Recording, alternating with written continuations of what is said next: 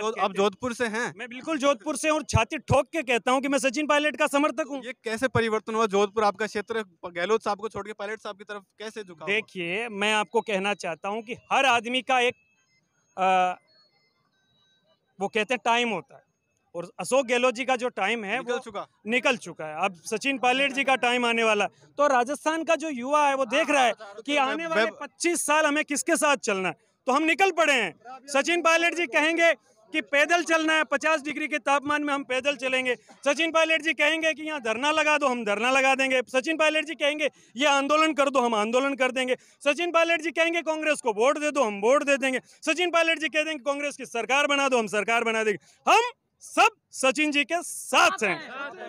जैसा सचिन पायलट कहेंगे वैसा। ग्राउंड पे जो लोग हैं, उनसे हम बात करते हैं तो सामने आता है कि वो कह रहे हैं कि पायलट साहब का अपमान हो रहा है कांग्रेस पार्टी में, तो पार्टी क्यों नहीं छोड़ देते? नहीं, ऐसा कोई अपमान नहीं हो रहा है। पायलट साहब ने जिनके ऊपर विश्वास किया था, और अभी भी जो कमेटियां बन रही है, जो ये पायलट साहब ने जो मुद्दा उठाया था भ्रष्टाचार का मुद्दा, तो उस पर कमेटी बनने वाली है और बहुत जल्द आपको लगभग हफ्ते भर के अंदर अंदर ये रिजल्ट भी मिल जाएगा। और पायलट साहब ही आगे, जहां तक मुझे लग रहा, पर्सनली निजी लग रहा है कि पायलट साहब के नेतृत्व में ही चुनाव होगा और पायलट साहब फ्यूचर के मुख्यमंत्री बनेंगे। ये लोग ऐसा मान रहे थे कि नई पार्टी की घोषणा होगी, आज वो ऐसा कुछ देखने को मिला नहीं। पायलट साहब ने 5-7 मिनट का भाषण दिया।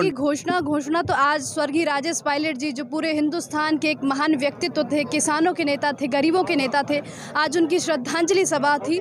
तो आज सभी लोग यहाँ पर उनको श्रद्धांजलि अर्पित करने आए थे। और जो आप बात कर रहे हैं नई पार्टी की, ऐसा कोई कार्यक्रम नहीं था। बाकी वर्तमान जो घटनाक्रम चल रहा है प्रदेश में, उठापटक चली, उस बारे में क्या कहना चाहेंगे? वर्तमान में जो उठापटक चल रही है प्रदेश के अंदर, उठापटक तो देखो, एक इंसान का जीवन एकदम सरल तो नहीं होता है। तो प्रत्येक इंसान के जीवन में, प्रत्येक राज्य में, प्रत्येक देश में उठक पटक तो चलती रहती है। लेकिन क्या लगता है कांग्रेस आलाकमान जो है पायलट साहब को मुख्यमंत्री पद के लिए आगे लाएगा 2023 विधानसभा चुनाव? उससे पहले क्या ऐसी कोई बड़ी जिम्मेदारी मिलेगी उनको? देखो, ये सारी बात निर्भर करती है कि कौन मुख्यमंत्री बनेगा, कौन मुख्यमंत्री नहीं बनेगा। आप क्या चाहते हैं, मुख्यमंत्री कौन बने?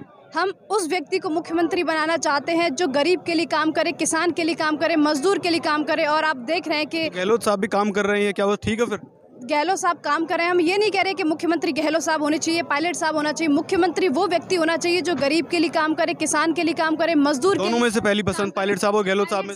पायलट साहब आप देख रहे हैं कि किस प्रकार से गरीब की आवाज़ को उठाने का काम कर रहे हैं, मजदूर की आवाज़ को उठाने का काम कर रहे हैं। और ये मेरी आवाज़ नहीं है, ये पूरे हिंदुस्तान के प्रत्येक व्यक्ति की आवाज़ है। अपने राजकुमार गुर्जर। तो यहीं से आप दौसा से ही।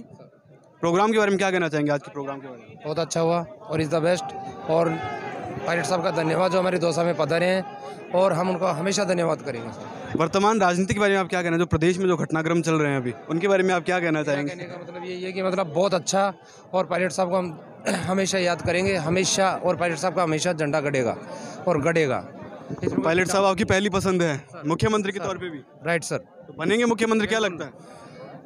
शायद क्या? बहुत अच्छी, शायद बहुत अच्छी। जिन लोगों की कांग्रेस में दुकानें बंद होने लगी थी ना, जिनको लग रहा था कि अब हमारे जो दुकानें हैं उनके शटर लगने वाला है, उन लोगों द्वारा फैलाई गई बातें थी। दोनों ही पार्टी, ना पायलट तो साहब कोई पार्टी बना रहे थे, ना कहीं बीजेपी में जा रहे थे। हम तो कांग्रेस में रह करके कांग्रेस के आम कार्यकर्ता की आवाज को बुलंद करने का काम सचिन पायलट जी ने और तमाम कार्यकर्ताओं ने किया। क्या लगता है 2023 में पायलट साहब को बड़ी जिम्मेदारी दी जाएगी?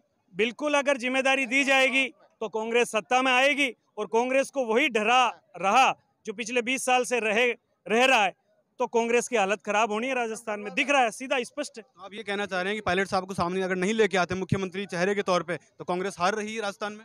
देखिए, कांग्रेस तभी रिपीट हो सकती है जब कांग्रेस का आम कार्यकर्ता, जिसने जिस मजबूती के साथ 13 से लेकर के 18 के बीच भारतीय जनता पार्टी की भ्रष्ट सरकार से लड़ाई लड़ी, सड़कों पे लड़े, जेल गए, पदयात्राएं की, युवाओं की आवाज उठाई, किसानों की आवाज उठाई, ऐसे संघर्षशील कार्यकर्ताओं को अगर इस सरकार के अंदर कोई तवज्जो नहीं दी जाएगी तो कैसे लोग बार बार ठगे जाएंगे?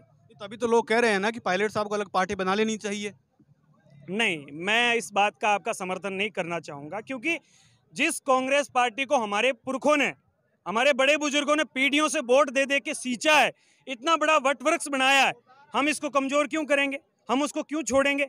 हम तो चाहेंगे कि कांग्रेस में रह करके कांग्रेस की बात करें, आम कार्यकर्ता की आवाज को उठाएं, और यही पायलट साहब कर रहे हैं। हमने जो किसानों के लिए आप जोधपुर से हैं, अभी जिनसे बात की वो भी जोधपुर से थे। बिल्कुल सर। आप दोनों गहलोत साहब के क्षेत्र से आते हैं, विधानसभा क्षेत्र से, फिर पायलट साहब की तरफ झुकाव है, इसकी वजह क्या मानी जाए मेन? आपको मैं बता देता हूँ कि जो घर छोड़ के दूसरी नहीं जगह नहीं आए कोई घर की बात नहीं, कोई नहीं है। हम चाहते हैं कि सचिन पायलट जैसे युवा नेता राजस्थान के नहीं देश के अंदर कांग्रेस को आगे लेने का काम करे। और ये बात ये गलत, बिल्कुल गलत है कि कोई सचिन पायलट कोई जातिवादी के नेता है। मैं मेघवाल समाज हूँ, दलित समाज से हूँ, और जोधपुर जिला में आप देखेंगे जब भी पायलट साहब आते हैं उनके साथ हजारों की काफिलों के साथ गाड़ियाँ रहती है।